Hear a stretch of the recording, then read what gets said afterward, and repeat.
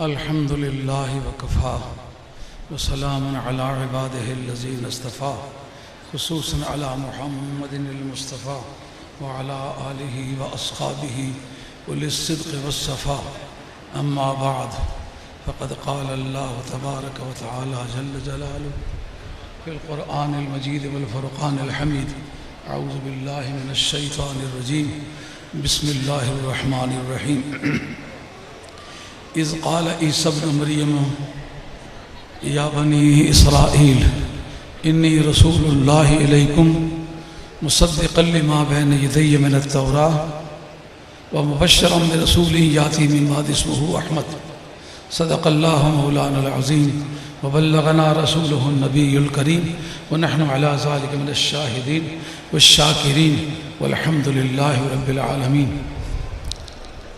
جناب صدر گرامی قدر حضرت قبلہ لالہ جی صاحب مدث العالی بدامت بدکارتم العالیہ، آج کی اس کتاب میں مجھے 10 منٹ عنایت فرمائے گئے ہیں.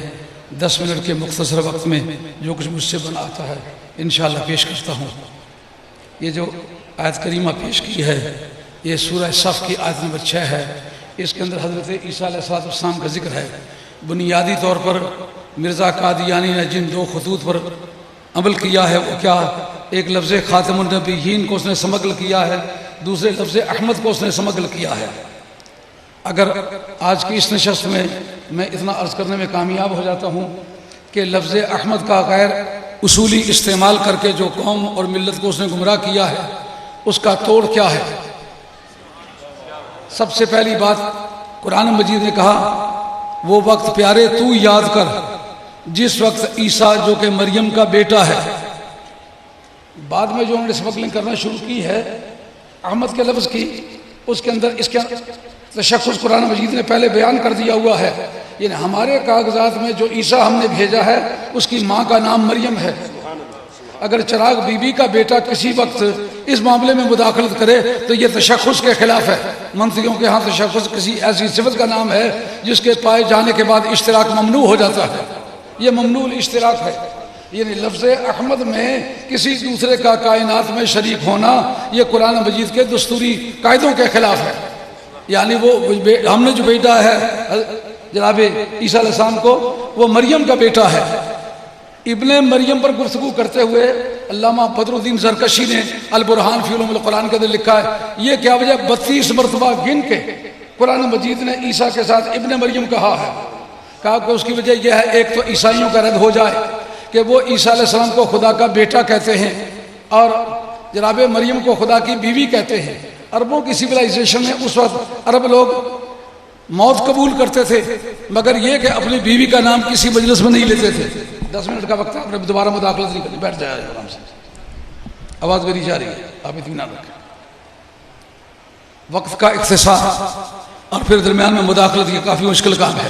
عرض ہے کہ عیسائیوں کا جو عقیدہ تھا اس کا رد ہے کہ عربوں کی سویلائزیشن میں بیوی کا نام مجلس میں لینا انتہائی عیبدار مانا جاتا تھا. رب نے 32 مرتبہ اس کا نام اس لیے لیا تاکہ عیسائیوں کا رد ہو جائے. وہ سمجھیں کہ اگر میں نے مریم کو اپنی بیوی سمجھا ہوتا تو 32 مرتبہ مجلسوں میں اس کا ذکر کبھی نہ کرتا. اور اس کے بعد فرمایا کہ میں تمہیں کہتا ہوں بنی اسرائیل کہا. اوپر موسیٰ علیہ السلام کا ذکر ہے اس قال لقومہ ہی، وہ وقت یاد کرو جب موسیٰ علیہ السلام نے اپنی قوم سے کہا. یہاں قوم کا لفظ کیوں نہیں استعمال کیا؟ انہوں نے بنی اسرائیل کیوں استعمال کیا؟ یہ بھی اسی قوم کے آدمی تھے. دراصل قومیت کا مدار جو ہوتا ہے وہ پگڑی کے رشتے پر ہوتا ہے. چونکہ پگڑی کا رشتہ بنی اسرائیلوں کے ساتھ ان کا نہیں تھا اس لیے انہوں نے یہ نہیں کہا یا میری قوم کے لوگوں. بہت سارے لوگ سید کہلانے کی مہم میں اس وقت مصروف ہیں، ان کو یہ پوچھنا پڑے گا کہ یہ بتاؤ تمہارا پگڑی کا رشتہ دار سادات میں سے کون ہے؟ ان کا چونکہ پگڑی کا رشتہ دار کوئی نہیں تھا اس لیے انہوں نے یہ نہیں کہا میری قوم کے لوگوں. بات کیا کہی؟ کہا کہ میں آیا ہوں تمہارے پاس لیکن مصدقا لما بین یدی من التوراۃ. نبیوں کا ایک بنیادی دستور ہے گزشتہ سچائیوں کی تصدیق کرنا اور آئندہ سچائیوں کو تصدیق کرنے کے لیے آمادہ کرنا. انہوں نے 2 باتیں بتلائیں. ایک تو پہلے جو سچائی گزر چکی ہے میں اس کی تصدیق کرتا ہوں. تصدیق بئی مانا کہ جو میرا ذکر آیا ہوا ہے تورات میں ایک ایک خد و خال، شکل و شمائل، سیرت و صورت، تمام اقدامات میں مجھے کمپیئر کر کے دیکھیں کیا وہ بات مجھ پر صادق آتی ہے یا نہیں آتی. یعنی میں اس کی تصدیق کرتا ہوں، جو بات اس میں لکھی ہوئی ہے میں اس کا ایک مظہر ہوں.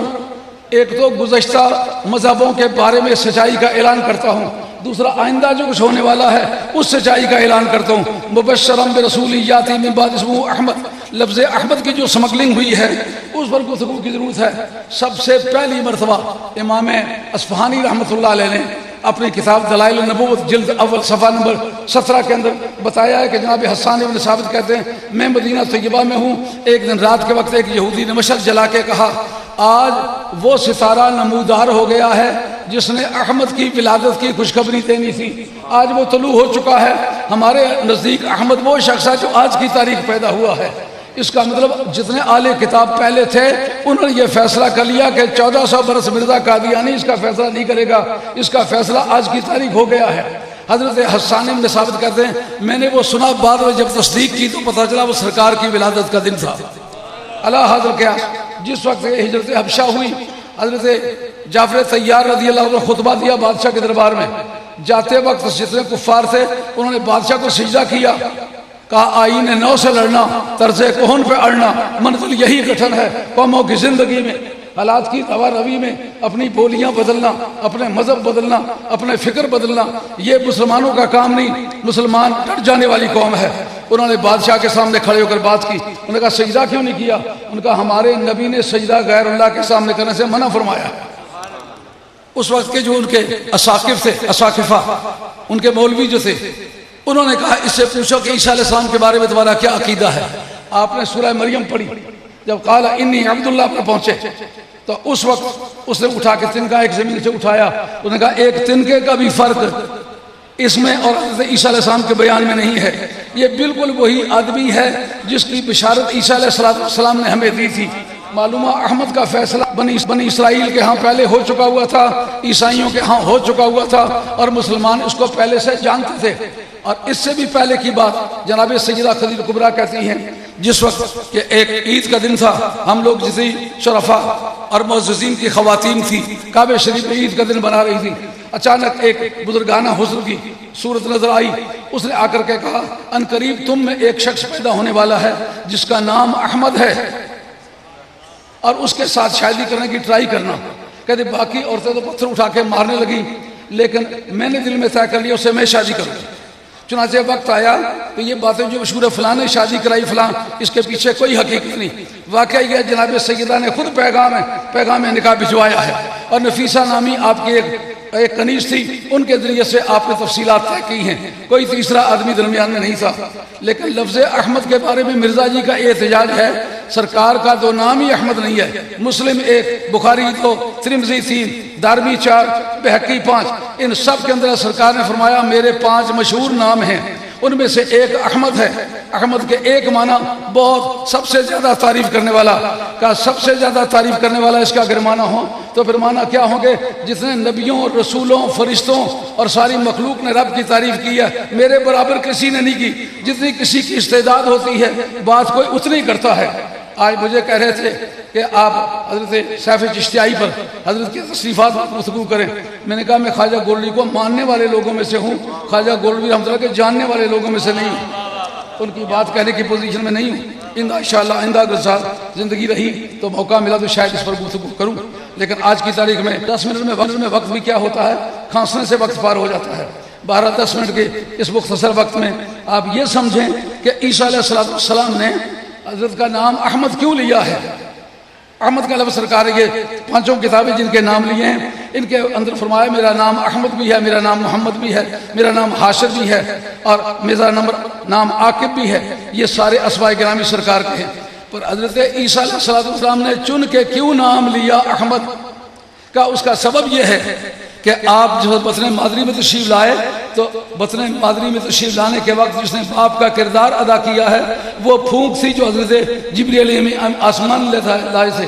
اس لیے آپ قانون کی نظروں میں آسمانی الاصل سمجھے جاتے ہیں اور حضور کا فرمان ہے انا احمد فی السماء و محمد فی الارض. مجھے آسمان کی بولی میں لوگ احمد کہتے ہیں اور زمین کے رہنے والے مجھے محمد کہتے ہیں. تو چونکہ ان کا وطن اصلی وہ تھا آسمان، اس سبب سے آپ نے لفظ احمد استعمال کیا۔